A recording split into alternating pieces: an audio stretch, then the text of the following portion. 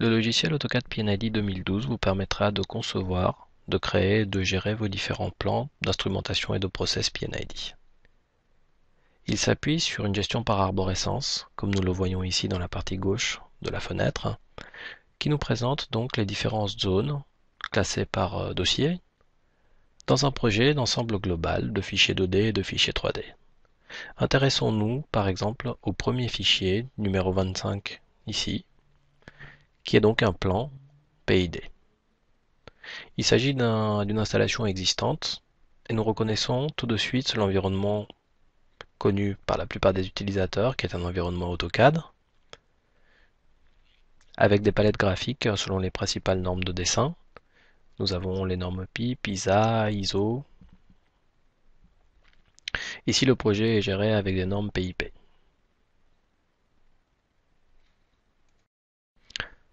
Commençons tout d'abord par tracer donc une ligne de tuyauterie sur ce plan existant. Donc nous accrochons un équipement existant et donc nous la traçons jusqu'à un autre équipement. La première chose à remarquer est que le piquage sur le second équipement est créé de manière automatique. Nous allons également choisir les différentes caractéristiques de cette ligne, notamment le diamètre ainsi que la spécification standard, qui peuvent être adaptées en fait à des spécifications utilisateurs également en termes de personnalisation. Nous lui donnons un numéro à cette ligne, ça va s'appeler 2222, et nous lui attribuons une étiquette qui correspond bien évidemment aux différents renseignements que nous avons entrés. Plaçons maintenant sur cette ligne plusieurs vannes qui, nous le voyons, de par le dynamisme de l'outil, s'adaptent automatiquement en termes de diamètre par rapport à la ligne sur laquelle elles sont posées. Ici 6 pouces. À présent, si nous changeons le diamètre de cette ligne, nous allons voir que les vannes s'adaptent automatiquement et donc les étiquettes passent en 8 pouces en automatique. Si nous ajoutons également un réducteur et que nous changeons juste le diamètre d'un côté de la branche, nous voyons que la vanne de droite s'adapte également et repasse en 6 pouces. Également réaliser des changements sur une ligne existante, comme par exemple changer le sens de circulation du fluide dans la ligne numéro 2222 ici, et nous voyons que lorsque cela est fait, la vanne change de sens automatiquement en fonction du sens imposé par la ligne.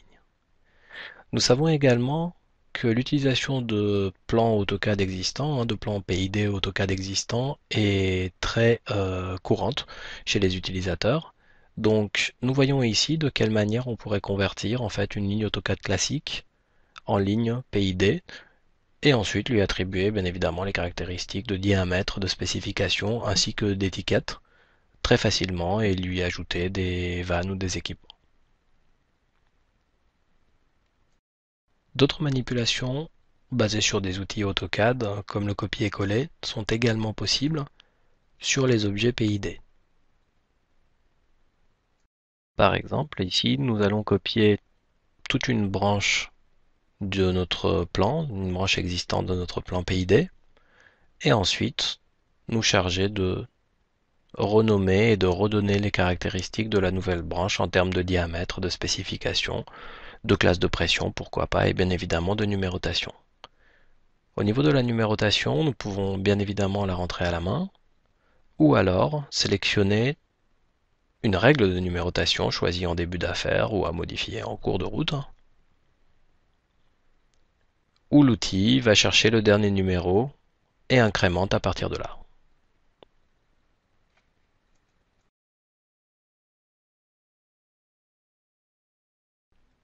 Au travers de cette méthodologie, nous avons pu voir comment de manière très simple et via les fonctionnalités classiques d'AutoCAD, le copier-coller par exemple, nous avons pu copier et donc créer une nouvelle ligne de tuyauterie. Vous pouvez également créer ou convertir des objets utilisateurs à partir de blocs AutoCAD. Or, soit il va s'agir de blocs existants, soit, comme dans l'exemple qui suit, d'un symbole de vanne que nous allons dessiner via les fonctionnalités AutoCAD standard à la main, pour ensuite le transformer en bloc et en objet PNID 2012 qui sera intégrable d'une part dans la palette d'outils et bien évidemment ayant pour but final de l'intégrer dans le projet. Alors nous voyons ici donc le déroulement de la schématisation du dessin à partir d'AutoCAD du symbole que nous allons transformer donc en bloc. Ici nous allons appeler ce bloc vanPerso.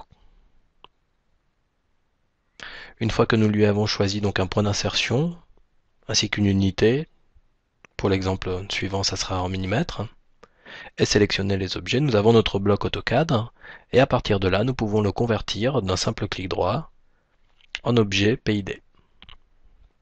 Il suffit ensuite de sélectionner quel type de vanne nous voulons considérer, ici une getValve, et ensuite la prochaine manipulation ce sera bien évidemment de sélectionner ce bloc et de l'intégrer à notre palette graphique. Une fois cette manipulation réalisée, nous allons pouvoir donc l'intégrer directement sur une ligne de notre affaire et il va hériter des propriétés de cette ligne, notamment le diamètre et puis bien sûr la numérotation qui s'incrémente, aspect que nous avons déjà vu auparavant. Voyons à présent le dernier volet de la présentation de PNID 2012 avec la connexion interfeuillée. En fait, vous avez la possibilité dans le logiciel de gérer des affaires, bien sûr, qui vont comprendre des fois des dizaines, des centaines de plans PID en DWG, et nous allons vouloir dynamiquement connecter les différentes lignes entre elles d'un feuillet à l'autre. Vous en avez la possibilité grâce à PNID 2012. Donc dans l'exemple qui suit, nous nous attachons donc à créer une nouvelle ligne de tuyauterie sur le plan de la zone 26 que nous allons appeler 3333 ici. Et afin de la connecter donc à un autre plan, nous allons créer également cette ligne 3333 sur le PID de la zone 25.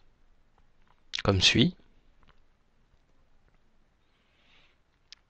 Lorsque sur deux DWG différents nous donnons le même numéro de ligne, le logiciel nous avertit de ce fait et nous demande si cela est normal et si on veut conserver donc la même numérotation sur deux plans différents.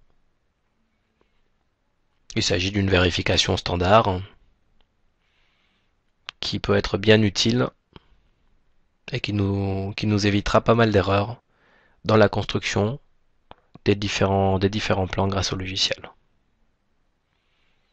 Il nous suffit ensuite de connecter via un connecteur standard, des symboles existent, comme vous pouvez le voir ici, dans la partie de droite, dans la palette. Il suffit de l'attacher en fait à un bout de cette ligne, de cette fameuse ligne 3333, et ensuite, via un simple clic, le connecter donc à la même ligne sur un autre plan PID. Le logiciel nous avertit que la mise à jour a été faite de manière automatique, la mise à jour des deux DWG, et qui sont à présent, via la ligne 3333, liaisonnés dynamiquement. Voyons maintenant la partie Data Manager, qui est un tableau récapitulatif des différents éléments, autant les éléments de ligne de tuyauterie, les vannes, les équipements, mais aussi les connecteurs qui nous aident donc à liaisonner ces différents DWG entre eux. Le Data Manager ici va vous servir également à zoomer sur un élément précis en fait, et pourquoi pas à renseigner son numéro et ses différentes caractéristiques. Nous pouvons par exemple insérer un commentaire complètement personnalisé ici dans le tableau, et le tableau nous permet via un simple glisser-déposer d'intégrer en fait ce commentaire sous ou dans le connecteur que nous avons inséré auparavant. Ensuite, nous pouvons utiliser des fonctionnalités d'AutoCAD tout à fait communes, comme la taille du texte par exemple, pour optimiser l'aspect graphique, si vous voulez, de ce nouveau renseignement que nous avons rajouté sur le plan PID. Vous avez également la possibilité de visualiser les différents éléments qui sont connectés à ce plan DWG au travers de ce connecteur. Donc tout simplement à l'aide d'un clic droit et en utilisant donc la commande voir les éléments qui y sont connectés.